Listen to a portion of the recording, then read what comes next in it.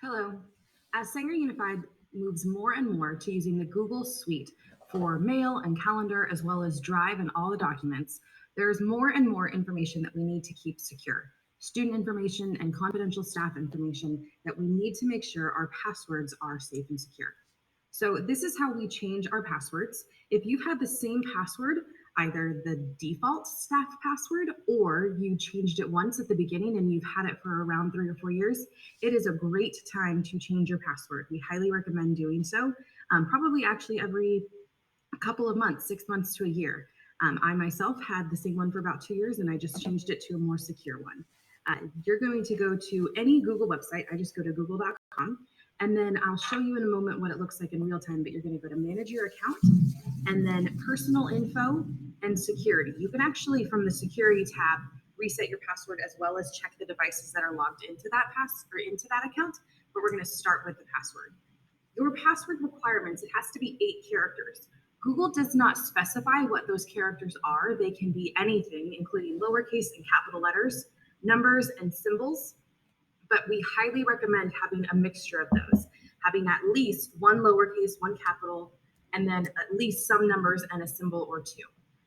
And it's 8 characters, but it can definitely be more than that. Think of a phrase, think of something that was not easily guessed by the people who encounter you in a day-to-day activity. So personal info and then password. And then the other thing that we're going to look at is double checking what devices are signed in to your account. So let's do that now. From Google, here's just the regular Google. I'm taking over and starting it this way because there was a mistake in the next section. So from Google, this is the regular Google page. It's just google.com. I'm going to go up to the top and click on my picture and then manage your Google account. If you haven't already done so and you want to change your picture, you can do that right here, just as an FYI. But you can either click on personal info or security. I'm going to click on security. On both of those, there is a spot that says password. It will tell you when your password was last changed. If this is from something prior to 2020, we highly suggest you change your password. If you scroll down from this, there are some other things that you can also do, but we're going to focus on the password right now. It's going to ask you to log into your account again. So your current password. And then it's going to ask you to change your password and type it 2 different times. Again, at least 8 characters, a variety of capital and lowercase letters, numbers, and symbols. I am not going to do this because I don't want to change your password.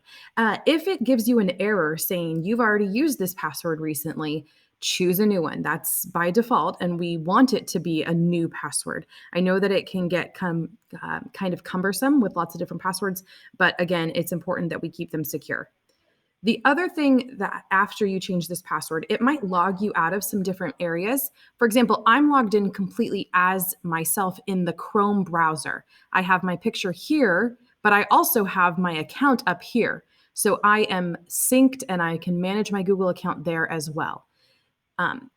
It might log you out of that and then just prompt you to log back in, and it will look like you're logging into just a Google site, but it might be actually logging into your Chrome browser. So keep that in mind, as well as any other devices that you have. So we're going to scroll down and click on your devices and manage devices. This is where it tells you what other devices are logged into this account.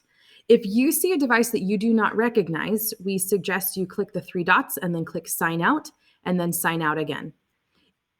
Even you can err on the side of caution if you're not quite sure, if the title's not there, err on the side of caution and log out. Worst case, you just have to log back in with the new password that you just used.